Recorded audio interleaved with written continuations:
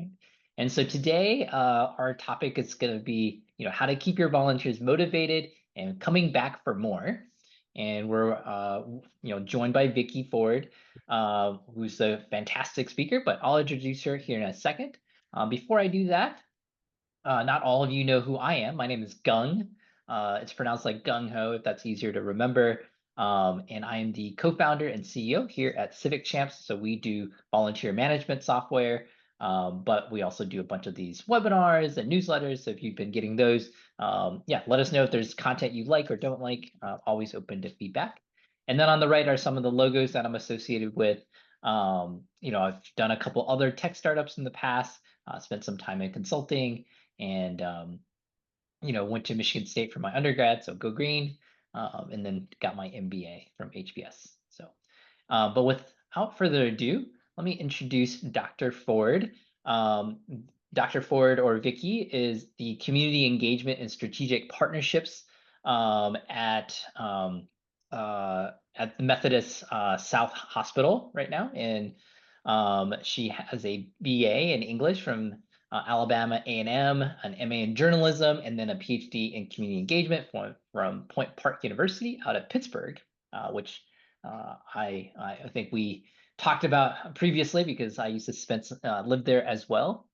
Yeah, so she's joining us today to present. Super excited. I got to meet Vicky at a conference, and saw her background and was really excited to have her join us. Right. And so before we dive in, a couple logistical questions that people usually ask is, we will be sending out the slides and recording afterwards. So if you don't like taking a bunch of notes, you don't have to. The presentation will be 30 to 40 minutes, followed by Q&A. As you have questions, please put those in the chat. And then if we don't get to them live, we'll make sure we circle back to them and get to them towards the end at the Q&A. And usually, we always have something free or something to share at the end of the presentation. So do stay until the very end. With that, Vicky, I'll turn it over to you. And yeah, thanks again for joining us. Okay, good afternoon, everyone. I'm going to go ahead and share.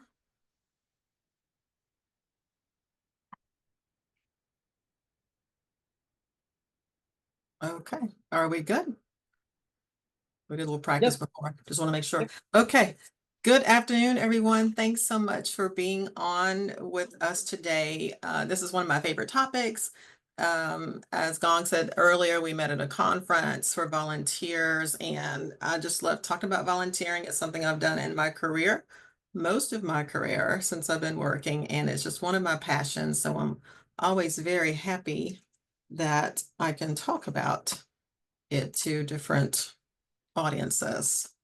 Okay, so a little bit more about my background. We talked about my degrees. PR is actually the backbone of my career. I started off in public relations, and community relations was always a part of PR, and I was always drawn to it for some reason. I loved helping people. I loved doing the media releases and writing the press releases and things like that, but I was really drawn to community relations. So it seemed as though I found myself on a lot of boards for volunteer centers and being on corporate volunteer councils. And then anytime I had something at work where I could integrate volunteerism into my position, I would. So I remember I worked at a two-year college. I was public relations director and I was over job placement. And I said, oh my goodness, why don't we come up with a volunteer program? Which at that point I didn't realize I had put together a skills volunteer program where our students were using their skills to go out and volunteer. For instance, our drafting and design students were designing homes for Habitat for Humanity. So I kind of fell into that by accident. And then I got into healthcare and I started managing volunteers for a healthcare organization. And now I currently work at a hospital where I'm managing a more strategic community engagement program. One of the things I do is I manage a lunch and learn every month, various healthcare topics. So it's kind of outreach. But I love doing these virtual sessions because they can reach so many people and they're just more effective. And we had to kind of switch out, of course, when the pandemic came about. So I started doing more virtual things. I'm always regularly recruiting volunteers for lots of different activities and events that we have here at the hospital. And I have self-proclaimed myself as a volunteer influencer because I just love to motivate and inspire people to volunteer. So you guys saw this in the promo, the webinar takeaways, just a refresher. We're going to talk about lived experience and how that impacts your motivation. Think about common themes that I learned. I did research at the company that I work for, it's Methodist Lebanon Healthcare here in Memphis, Tennessee. And I had a chance to interview some of the people that work at volunteer and our employee volunteer program. So that's where some of this research is coming from. You're going to learn a variety of ways to collect this motivational information, how to match those motivations to service projects, and strategically translate volunteer motivation into your volunteer programs. So for our agenda, we're going to go on a reflective journey. And I think it's going to be fun because sometimes I think we don't even realize how did we get interested in volunteerism. And as we go through some of these questions, you're going to learn more about yourself and you're going to be able to translate that into how you look at others and how to get them motivated. So we're going to look at lived experience. We're going to look at intrinsic and extrinsic motivation. We're going to talk about the VFI, so an instrument that I ran across when I was doing research, the volunteer functions inventory. Some of you may be familiar with it. And we're going to translate these tools for your organization's needs. So, and you can put these in the chat if you want, or if you just want to reflect silently, but let's look at these questions. So if you're thinking about lived experience and things that you've gone through in your life, I want you to think about when was your first volunteer experience? And for some of us, that was a lot longer than others. Um, but what made it? Was it a positive experience? Was it negative? What did you remember about that experience? So as I go along these questions, I'll kind of share my story. And as far back as I could remember, I really was thinking about in college or really after college. I don't even remember specifically before, but I remember trying to build my resume. I remember graduating with a degree in English and thinking, oh my goodness, English is a very general topic. What am I going to do? And I remember I ended up volunteering as a newsletter writer for a hospitality house or a house away from home for people that had their loved ones in a hospital setting. And so that was one of my first. So I don't know if we have anything in the chat, but you can think about that. Think about what your current volunteer commitments are. And this is very important because you'll start to see a pattern of what kind of things you're involved in, um, why you're drawn to those. Right now, I happen to be on a Volunteer Odyssey board, which is a nonprofit in Memphis. Of course, it's volunteerism. And I said earlier that my background is public relations, so I'm actually on their professional development board. So think about what you're doing right now outside of work surrounding volunteerism. How many times are you volunteering in the community? Are you doing things on a monthly basis? Is it quarterly? Is it annually? When you do these projects, are you spending a few moments, a few days, or if you're on a board, a few years? Usually you're on these boards and you're committed for several years. Maybe you're just doing some episodic volunteering, and we'll talk about the different types of volunteering. I wanted to share some of that as well. So think about who your favorite audiences are. And you may have already thought about this. You may be drawn to seniors. You may be drawn to working with children, veterans. Some people love just working with animals.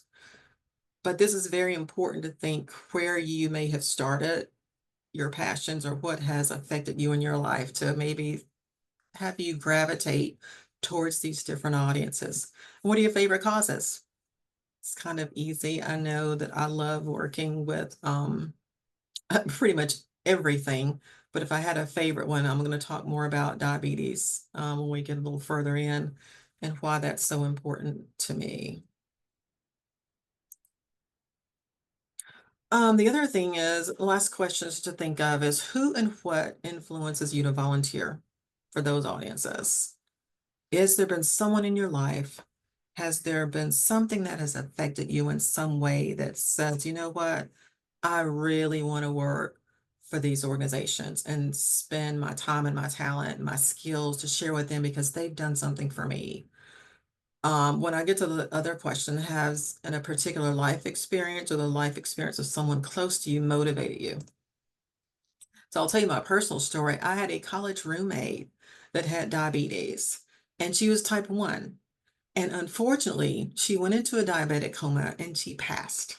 She passed many years ago now. We're out of college. And after I went through that experience, I did not know a whole lot about diabetes and how it can affect you. I thought it was something that older people had. I was 18. I was like, oh, that's what grandma has, someone else. And when she passed, it really made me open my eyes about diabetes. And anyone could ask me right now to do anything for the American Diabetes Association, and I'm right there because it's close to me. It's something that affected me, and I wanted to learn more about, and I wanted to help people, um, to helpfully help them, not to go through, to have a longer life, to have a full life, and to know how to manage it.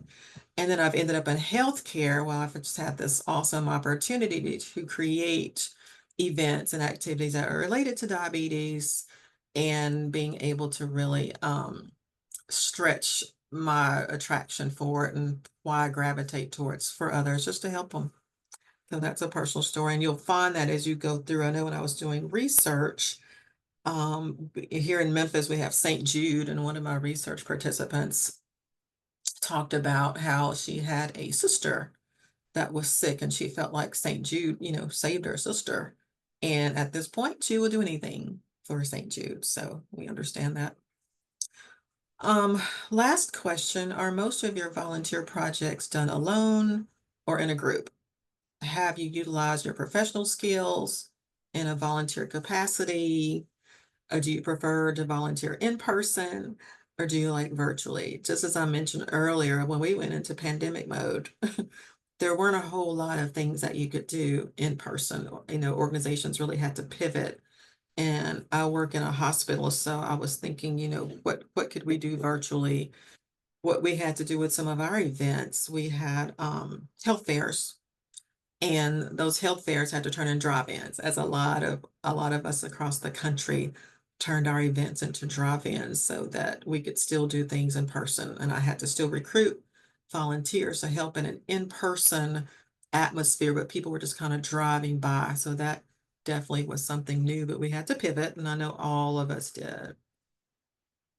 So I hope that some of those questions that we've gone through have kind of helped you think about how you've gotten here on your volunteer journey and what things have affected you, what things have inspired you and motivated you to really be doing the volunteering that you are doing.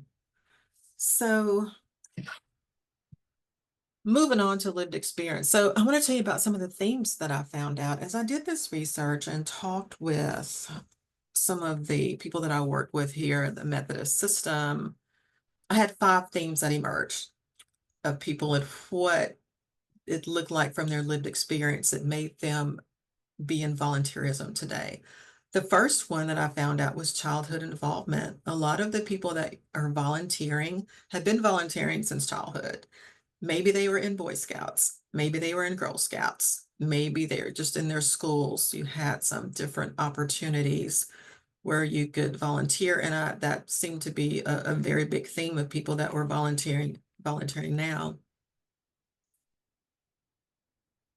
Another thing was church or religion. Looking at people that are religious or not, a lot of these religious organizations provide volunteer opportunities.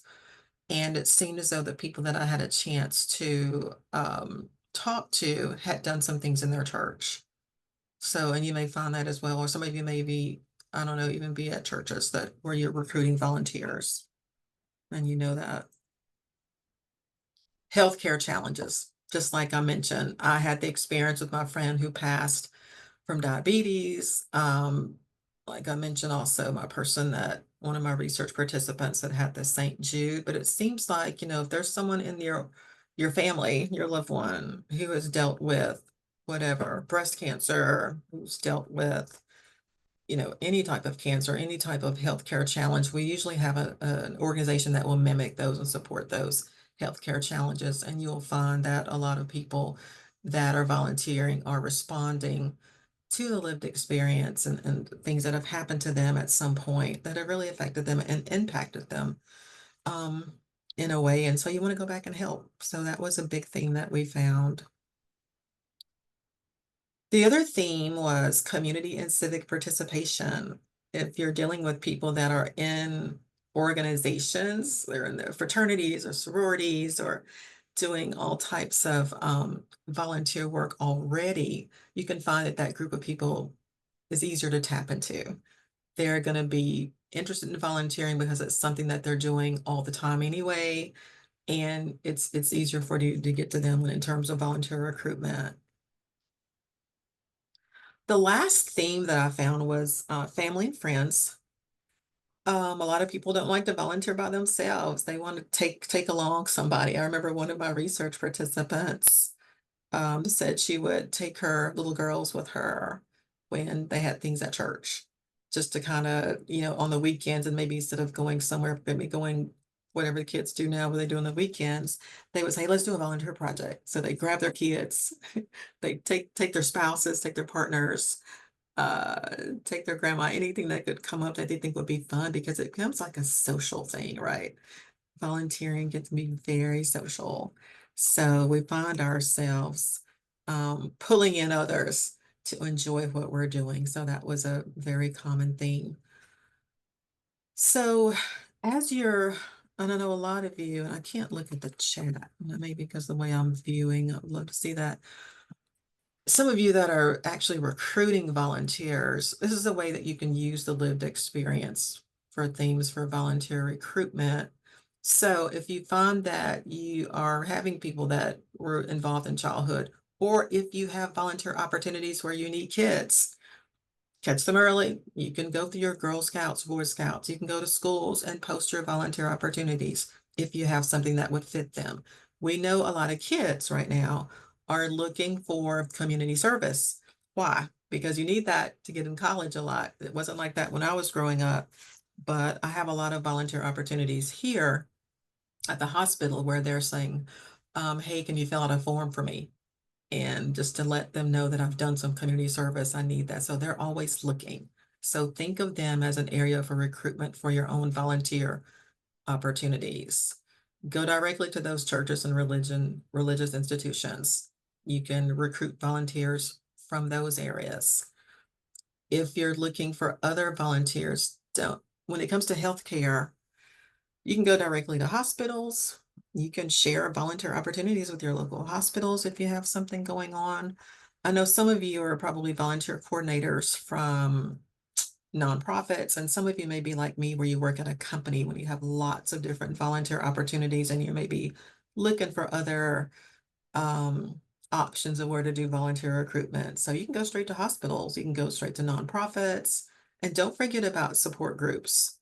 I know here at our hospital, we have a stroke support group. We had some others that used to have a diabetes support group. But if you are looking for volunteers, those kinds of people that are attending those kinds of things are going to be more likely that maybe want to volunteer. Professional development organizations. If you have, I know I'm thinking of like Kiwanis clubs or different organizations, professional development. You can go to them. They're always looking for projects for their organizations. So think about them as a source for your volunteers of where you can actually go and recruit. And of course, your family and friends. If you're a volunteer recruiter, you've got that current volunteer base right now that you can use, and you can invite them to invite their family and friends. And that's how you can kind of double your volunteers. So these are some ways that you could translate what we just talked about as far as lived experience and how it can help you with your volunteer recruitment. If you haven't done these already, think about some of these that you can utilize to really fill in some of your volunteer opportunities with your organization.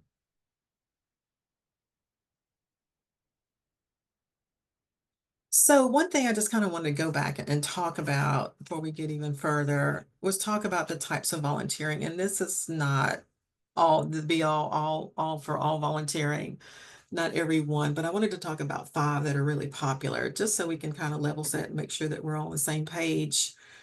So a lot of us do episodic volunteering, right? Something that it takes less than 24 hours. And if anyone wants to chime in, you're welcome to do so to talk about any volunteer activities that you've done that are taking less than 24 hours. I'd love to hear more. Let's see. Or you want to put in the chat. So think about those. Skills-based volunteering.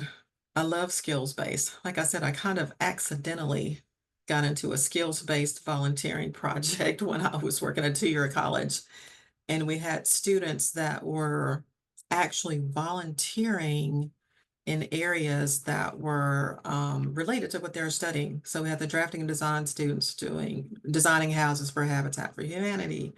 We had our HVAC students, they were doing weatherization projects for seniors. I remember doing that. That went over very well. We had automotive students, and I'll talk about one of my great projects that was actually recognized by the Points of Light Foundation. We had automotive students that were servicing cars of disadvantaged, like single moms at this point. And I guess some of these moms were clients of certain organizations, and we found out that their cars were really in bad shape. And so at this point, our volunteer center coordinated getting the clients. We had a corporate sponsor, which was great. We don't all get that all the time, but Western Auto at that time said, we'll step in and we will buy and purchase whatever small things are needed for these cars. In my college, we had the volunteers, we had the automotive students, and they were doing small things, checking oil. I'm not an automotive technician, but different things that were simple that didn't take a whole lot, replacing hoses, some things like that. And it actually was recognized in the Points of Light newsletter. The Volunteer Center executive director at that time had done it in another city. And at that time, I was living in Huntsville, Alabama. And she said, we're going to try it here in Huntsville. And it ended up just being an awesome project. And like I said, it was nationally recognized. And that's when I learned about volunteer retention. If you have a really good project, they will come back for it. So it was amazing. Those students would graduate and they'd come back and say, hey, are we going to do that automotive project again? It made them feel so good to help people. And sometimes the students didn't feel like they had anything to give. And they realized doing this project, they did have something to give. They were learning a skill that was needed by people, and it really made them feel good. And it was just a win-win for everybody. So just wanted to talk about skills-based and how that can go if you're utilizing skills-based volunteers. Sustained volunteerism. We talk about long-term volunteerism, but it wasn't until I really did the research that I found a great definition. So if it's something over 20 months, it's called sustained. And most of the time that's a board of directors. Or some of you work at nonprofits, you may have some volunteers that have been there over 20 months, who've been there for years. So you can call them your sustained volunteers. And of course, virtual is pretty self-explanatory, what a lot of us had to dive into during the pandemic in order to really keep these volunteer opportunities going. And the last one is micro volunteering. I want to talk about this one for a second. Micro volunteering is, I'd never really heard the term for it, but as I work in a hospital, when I come up with volunteer opportunities, we don't want our associates or employees to step away from their job too long, right? Depending on what that census is that day, depending on what's going on, they may or may not even have time to step away. So I've had to come up with very short time frame projects that can be done in an hour, in less than an hour. Because if someone's taking time from their lunch break to come down and help with the project, it could be 15 minutes. So the reason that I selected the graphic that I have there with the awareness ribbons, we actually did this last year. And if you're looking for a project, I had a room set up that had different color ribbons. And each ribbon, of course, represented different kinds of organizations, nonprofits. And so the person would go into the room and pick out the ribbon that spoke to them. I remember having, if you've seen autism, it's like a puzzle. It's an autism ribbon. and we had some women that were mothers of autistic um, children, and they selected that one. But it was interesting to see which ribbon they were going to select. And they would sit there and they would do these ribbons. It was real simple. You could order the ribbon from Amazon, get the little clips, and we did those, and it just worked out great because it allowed you to have people to come in that were interested in it. They had, again, the lived experience. It's a great example of sharing their lived experience, picking an organization that they like. They would do the ribbons, and we donated those ribbons to the nonprofits afterwards. One of my favorite projects we kind of came up with. So I feel like I'm challenged working in a hospital, trying to come up with volunteer projects that you can do. So I have to come up with a lot of micro volunteering. So I don't know how many of you are doing that, but it can be challenging to come up with things that can be done in a quick, short amount of time, but will still leave the volunteer feeling like they've had an impact on what's going on. So if you needed one, there's a good one you can try. And Vicky, there was a question that was asked about like some examples of virtual volunteering. I know that was one of the options you had there. I don't know if Thank there's some you. good ones that you can think of. Thank you so much for that. And thank you, because I can't read the chat. I mean, I have this set up wrong. But virtual volunteer, I'll give you a good one that I did this morning. Actually, here at our hospital, we did a virtual career day with our adopted school. Actually, it's going on right now. I've got one of our nurses and one of our physical therapists. They're, like I said, it's a career day. You get the school to set up the links, Zoom, Teams, whatever, and you can have your professionals at your organization to Zoom in and talk about their careers. Very easy one. They have different classrooms that are set up. I think we did this at one time where it was set up where the whole school was tapped in. So that's a good one. You can do a lot of things reading to kids, a lot of things that you can do like that virtually. What are some other ideas that I've done virtually? I think those are the ones that are coming to. Let me think about it some more, but those are the ones that the kids are really easy that you can get to virtually. If you can get the buy-in from the principals and the teachers so that they can go ahead and link up those classrooms, and you can impact a lot of people if you can think of if you have something where you can talk to children about. And I guess you could do that for any organization. If you have like reading programs, reading to seniors, if they are able to get those links and get connected to you in a virtual environment. So those are the ones I can think of off the top of my head. So thanks for that question. So let's talk about how to translate that motivation to fit your organization's volunteer needs. So how do you figure this out? So let's think about the questions that we went through. And I know some of you are working for small organizations, some of you are working for really big organizations where you have volunteers coming out that you never meet. Maybe they're just filling out things online and you're utilizing those volunteer interest forms. But if you're at a smaller organization, you're probably going to meet those people when they come in and sign up to volunteer in your organization. And that's when you utilize some of these questions that I came up with. You don't have to use all of them, but you can use some to kind of fill out, let me see what they're going to be interested in, because the motivation is the key. So you might be looking at interviewing those people before they volunteer, whatever your interest form looks like. You can do focus groups. If you work in a company like mine, you may have an employee resource group where you can ask those very important questions to see where their motivation lies, what is their passion, what are they really into. We have surveys that you can do. I have a community engagement council at the hospital that I work for. And what that is really is, remember when you were in high school and you had Student Government Association, is a great example, and you had a representative from each of your departments. So that's what we've done. I have a representative from each one of our departments, from clinical, if they're working in pharmacy, if they're working in food services, if they're working as a nurse. Each one of our departments has a representative.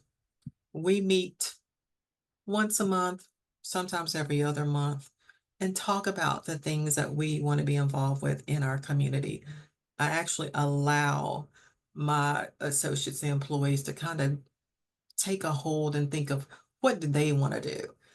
Here at Methodist, we try not to have the thing where administration is making all of the making all the decisions of what we want to do. So we try to get some buy-in from our associates and think about their passions. That's kind of how we decide what we're going to do. So that's very important. If you have some kind of situation or some kind of thing set up where you're able to talk to these volunteers as they come into your organization, it's very important to catch them as soon as they get in and get to learn what their passions are. As you start learning about their passions, start building upon those and select projects that correlate with the interests, things that they like. They only like to do virtual stuff, find some more virtual. If they want to use their skills, find something where they can use their skills. And just make sure that you, as a volunteer coordinators, really match and align those because that's where your retention is going to come in. You'll be amazed. If you find something they like, they're going to keep coming back. So any other questions? And you'll have to read them for me if you see anything. Not, I'll keep. Yeah, so far so good. Okay, thanks. So let's talk about self-determination theory. And I know this is getting a real educational, but I just wanted to share this with you. The SDT theory was developed in the 70s, and it talks about behavior. And I'm not going to go so deeply into it to look at the continuum, but basically it looks at, are people motivated intrinsically or extrinsically? And that's kind of, self-explanatory to us. If it's intrinsic, it's people like us. We're volunteering anyway. It's a part of our DNA. We enjoy doing it. We've been doing it for a long time. Some of us are even doing it in our jobs. And so we're very intrinsically motivated to volunteer. So you also have the other side of it where people might need just a little nudge, just a little help to get them a little bit more motivated. And I'll talk about some examples of what that looks like and what I've had to do here in my hospital. So think about these questions as you're looking for your volunteers. Do you find yourself more willing to volunteer if your colleagues, friends, or family are volunteering? So you know that maybe they're extrinsic. They need a little push. Have there been times when you haven't been inspired to volunteer at all? And when I was doing research with that question, one of the things that I heard mostly was people just didn't have time. I had someone, I was reaching out to one of our associates in my organization yesterday, and I was trying to fill in some gaps. A couple of our departments don't have representatives on our community engagement council. And this lady was very honest. She said, I just don't have the time right now.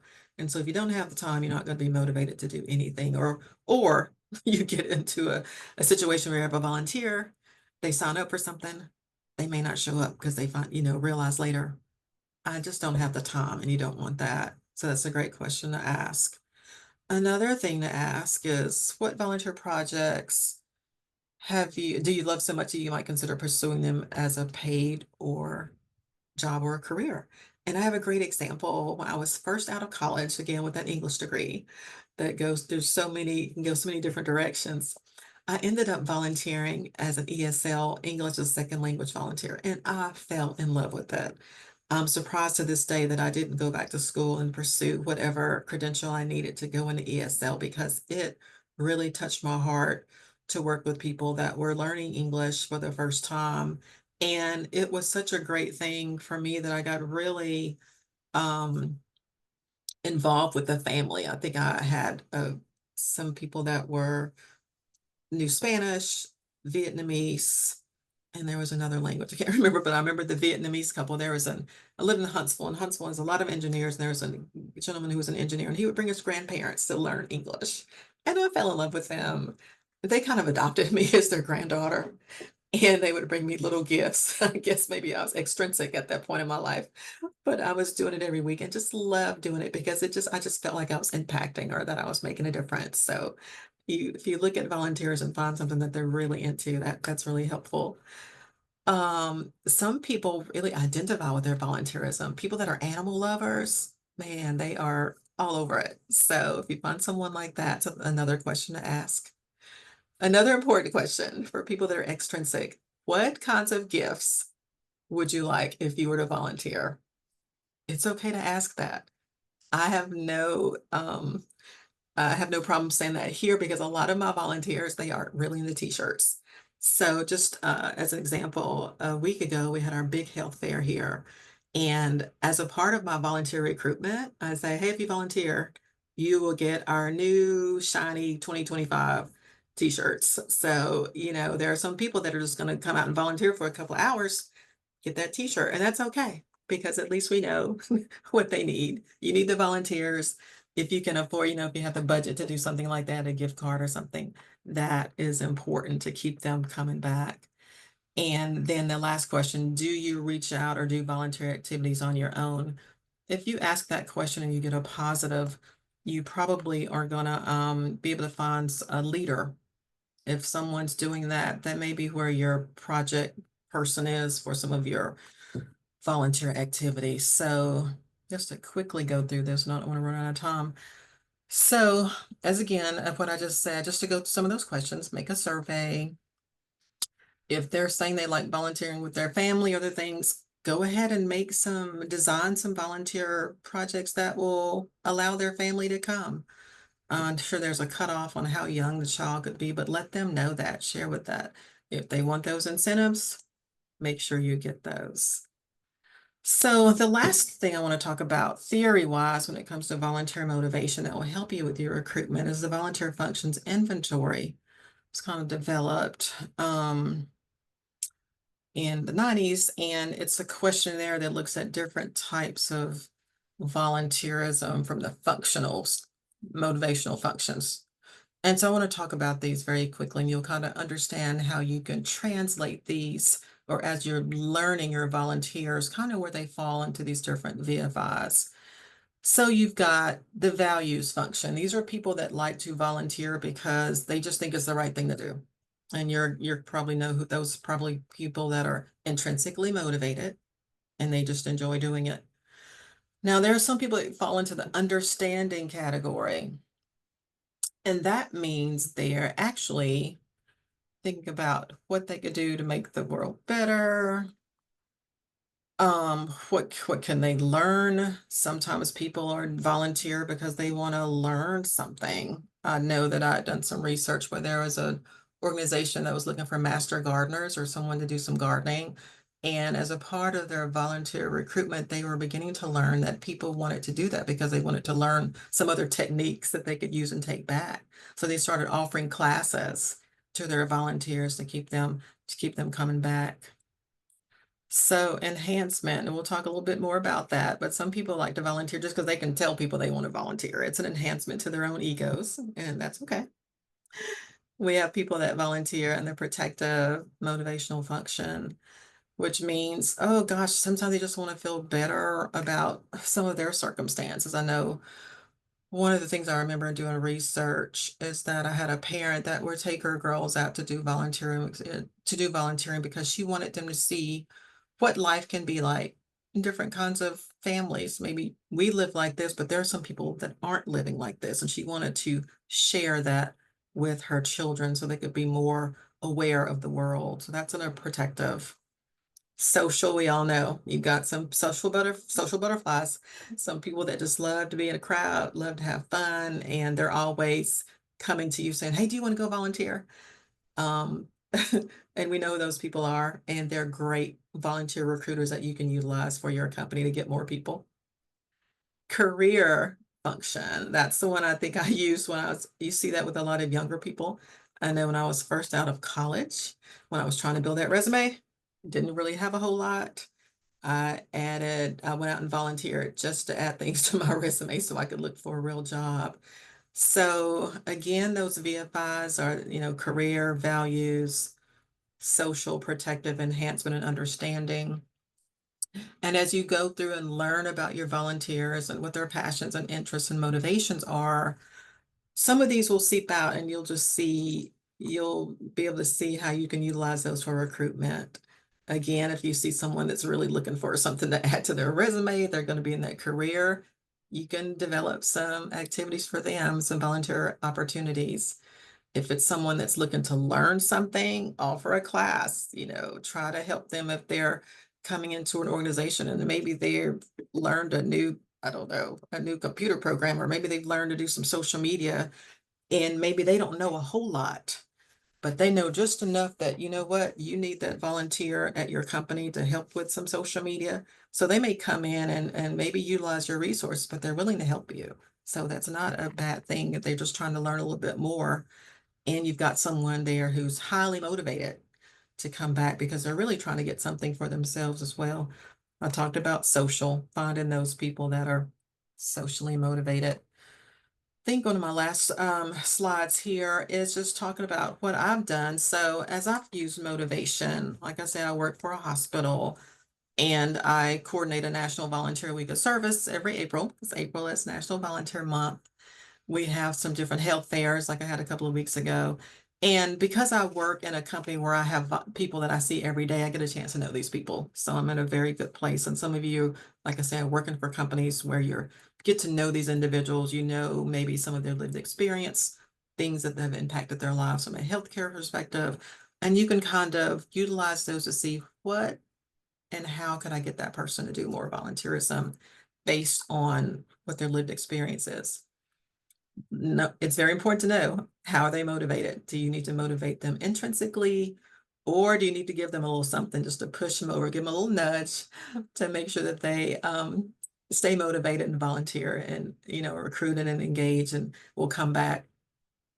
And then learning about those VFIs, you know, if it's someone that you know that maybe I use this sometime if I know that there are people that have children that are juniors or seniors and they're looking for some community service projects, I will throw that out there and say, hey, if you have a child that wants to come out and get some credit, come out to the health fair.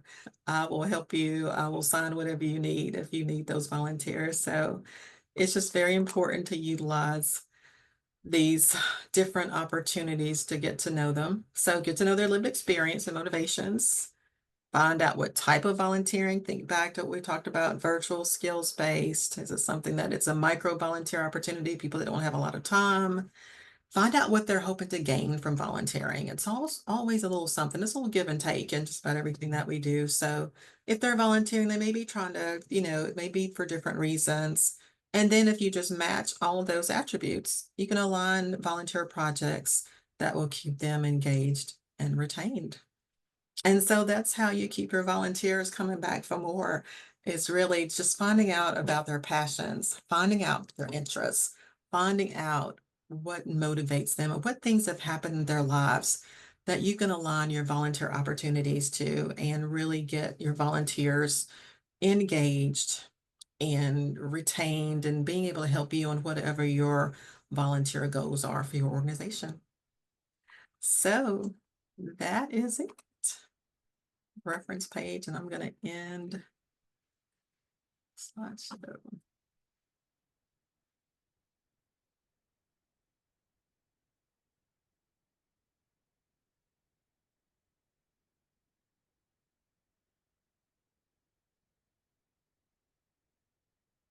I can't hear you. I don't know if it's just me.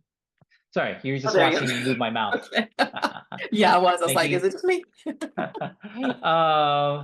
Yeah, no, I was just saying that, I was saying thank you so much. And we'll sort of open it up for any questions from the audience now. And then just while we're waiting, I know sometimes it takes a little bit of time for people to gather their thoughts. I thought I would just real quickly share a little bit more for folks that have not had a chance to get to know Civic Champs. Real quickly for 30-second promo here. We, like I mentioned, Civic Champs, we're a volunteer management platform.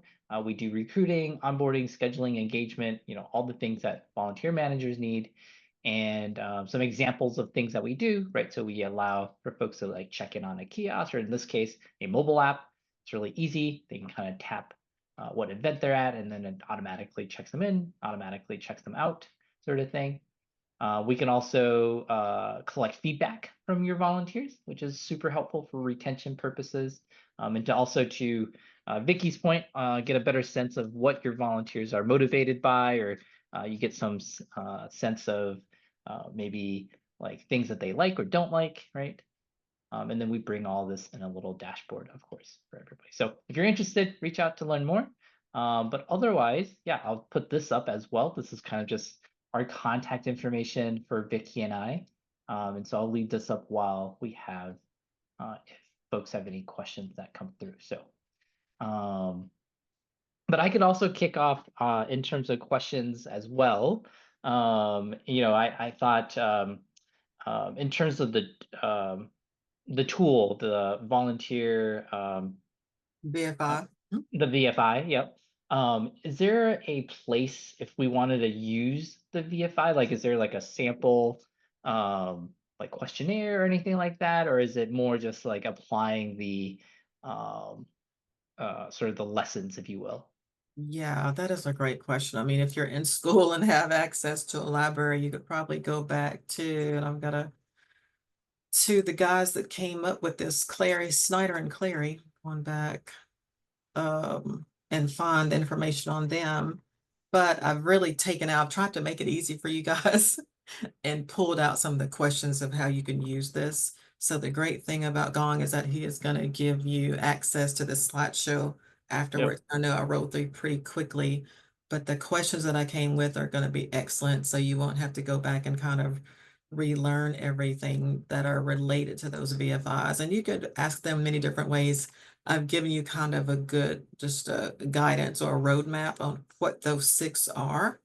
Yeah. You can definitely come up with your own questions. It was even when I was doing this in research, I would get confused on a couple of them, and it took me a while. You're doing research for years, and to figure out like what exactly the difference between career and understanding. It's like they're both, Mm, but career is pretty much when you already have a skill and you went out and you're going to go out and use that. Whereas understanding, you're coming in to learn a skill. So it took me a little right. while to even figure out the nuances of what those are, but that's a great question. Thanks for asking. And I just want to Yeah. say too, now that I'm looking at all the chats, thank you so much for all the interaction. I apologize. I would have commented on it as we were going. I probably didn't have it set up right where I could look at chat, but I love what you guys shared, what you did, your volunteering with the parents, soup kitchen at 12, daycare and Sunday school.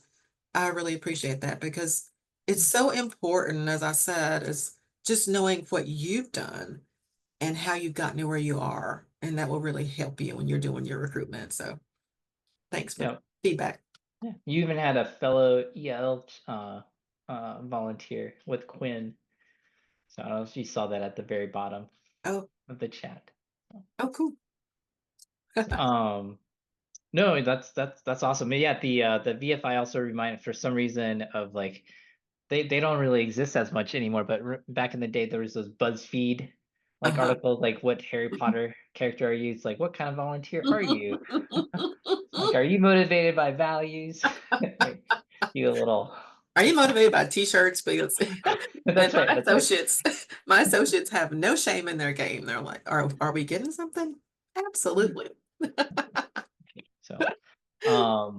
Yeah, I don't see any other questions coming through here, so happy to give back a little bit of time from folks. As I mentioned, everything's recorded here, and then the only other thing, if folks just have a moment, I'm gonna put this in chat.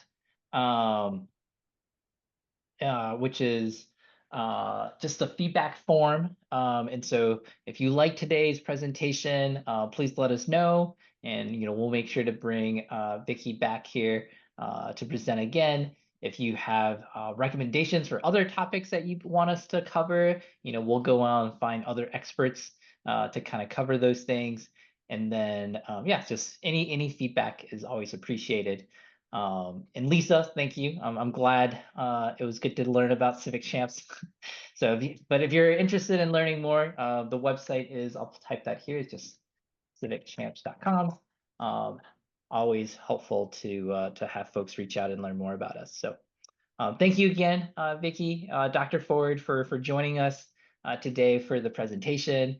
It was awesome, and yeah, and thanks everyone for joining today as well.